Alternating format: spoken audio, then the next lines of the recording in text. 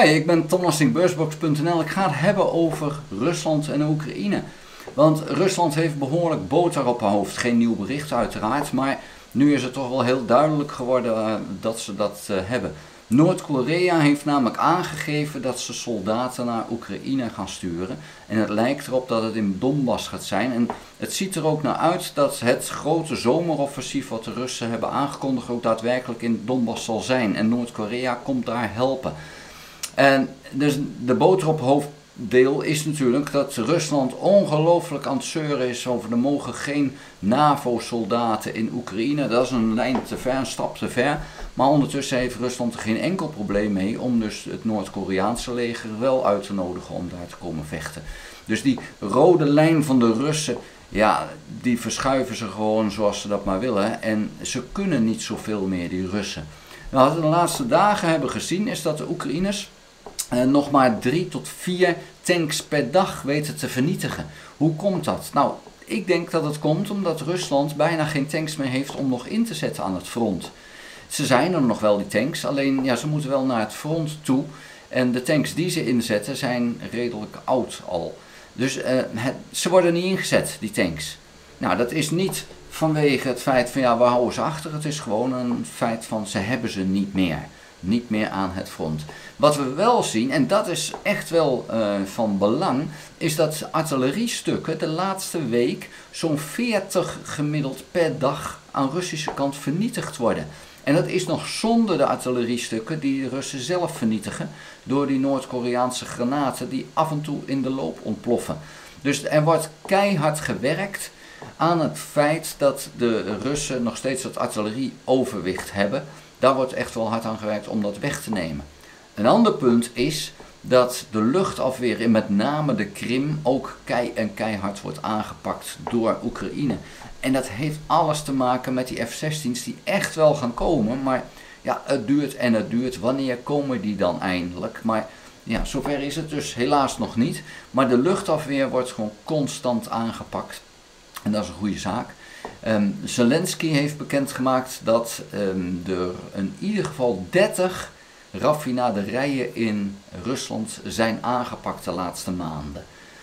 Ze zijn niet allemaal helemaal uitgeschakeld, maar ze zijn wel aangepakt. Dat heeft toch wel een impact op de Russische economie, maar ook op de hoeveelheid diesel, met name diesel, die de Russen naar het front toe kunnen krijgen. Het kost ze moeite om dat allemaal daar te krijgen. Die logistiek van die Russen, dat blijft toch wel een heikel punt. En ja, daar zegt Noord-Korea ook dat ze daarin gaan helpen, maar daar kunnen ze niet zoveel helpen. Nou, eventjes terug naar die Noord-Koreanen die dan ingezet gaan worden. Ja, dat kan niet zo'n enorme impact hebben, tenzij ze gewoon een deel van het front volledig overnemen. Maar dan nog is het een heikele zaak, want die Noord-Koreanen die spreken geen of slecht Russisch. Dus daar zit je altijd met een vertaalprobleem. Dus die moeten dan daar ergens functioneren. En de communicatie met die Russen is heel slecht. Dus als ze al aan het front komen, dan is het al een mooi punt om daar net tussen dat Noord-Koreaanse front en het Russische front aan te vallen. Want dan weten ze niet wat moeten we doen. En daarnaast is het zo dat de relatie tussen die twee snel zal verslechteren als je ziet hoe de Russen omgaan met buitenlanders. Want aan de ene kant zegt Rusland, wij hebben keihard die buitenlanders nodig om voor ons te vechten. En aan de andere kant gruwen ze van de buitenlanders die er zijn. En er is een ongelooflijke buitenlanderhaat in Rusland. En dat verandert niet. En ook binnen het Russische leger is er toch een flinke haat-nijdverhouding. Met name omdat de Tsjetsjenen worden ingezet als de soldaten die de Russen vooraan het front houden. Dus op het moment dat de fronten zo veranderen dat die Russen willen terugtrekken, ja, dan staan daar die Tsjetsjenen om ze terug te schieten, letterlijk.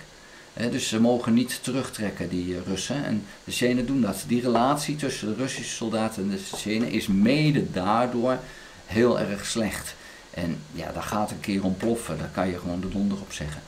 Een heel aardig dingetje wat ik zag. Er is de afgelopen week een enorm munitiedepot in het bezette gebied van Oekraïne is ontploft. En Waarschijnlijk is daar een drone of een raket terechtgekomen. Maar dan zag je ook de Oekraïense propaganda.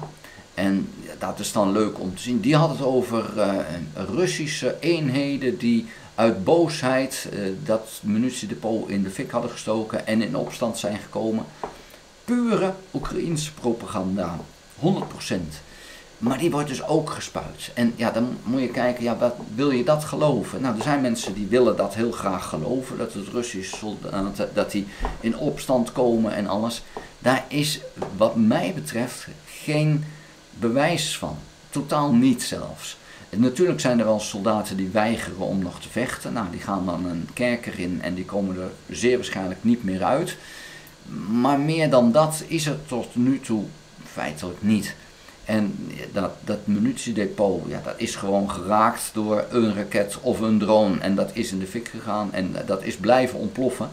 Maar dat heeft dus niks te maken met een opstand van de Russen. Maar ja, die propaganda wordt gewoon op internet gezet in de hoop dat er mensen zijn die dat gaan geloven en die daar dan mee weg gaan lopen. Maar dat doet Oekraïne, dat doet Rusland dus ook constant. Alleen op een of andere manier weet Rusland het wel zo te brengen dat er veel mensen zijn die dat geloven. En Oekraïne weet dat niet voor elkaar te krijgen. Tenminste, in ieder geval niet bij mij. Ik bedoel, daar zie je het direct doorheen. Maar dat heb ik ook aan de Russische kant, dat je dat direct doorziet. Alleen helaas is dat bij anderen niet zo. En ja, die trappen dan wel in die propaganda van een van de partijen. En ja, dat is gewoon jammer.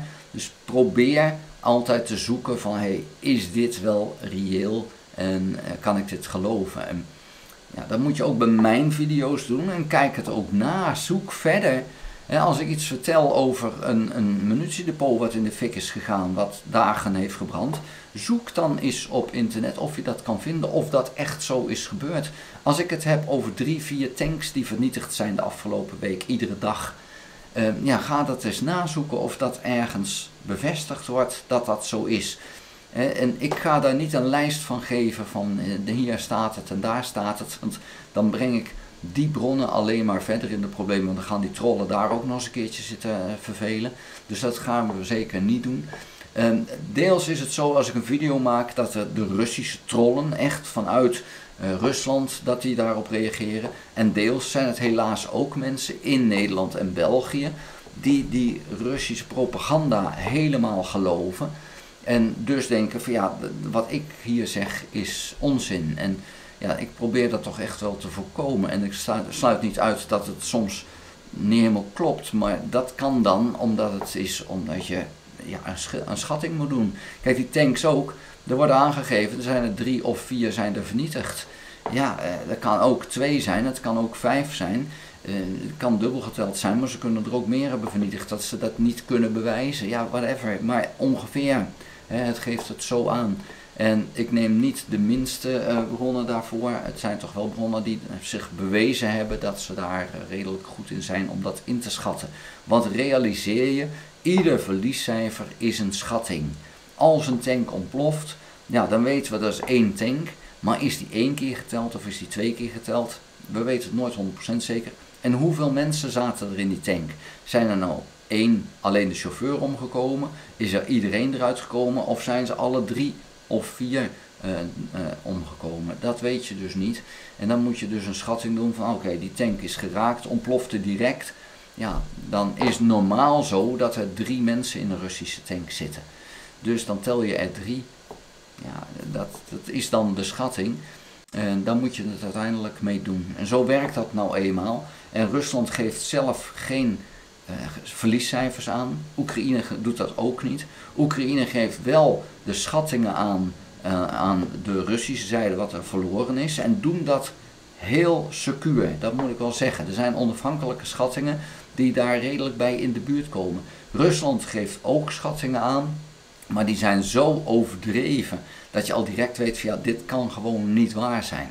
Er was in het verleden, toen die HIMARS kwamen, er waren er al 20 kapotgeschoten toen ze er pas 4 ontvangen hadden. Dus deels is dat omdat Russen overdrijven en deels is het omdat Oekraïne nep dingen neerzet die erop lijken. Dus Rusland stuurt daar dan een drone heen, dat ding wordt vernietigd, alleen dat is dan een nepet, maar hij telt wel voor Rusland. Ja, we hebben er een vernietigd, maar dan hebben ze een houten model geraakt. Maar Rusland overdrijft ook erg graag, dat is gewoon waar. Dus helaas is het zo dat alles wat die Russen doorgeven, ja, gedeelde 20, dan kom je aardig in de buurt. Helaas is dat waar. Daar wil ik het voor nu bij laten. Vond je de video interessant? Geef een duim. Heb je nog geen abonnement op dit kanaal? Abonneer je dan. Druk dan ook op het belletje. Krijg je notificaties als ik een volgende video gemaakt heb. Ga ook naar www.beursbox.nl. Schrijf daarin op de gratis nieuwsbrief. Dank voor het kijken. Tot de volgende keer. Houdoe!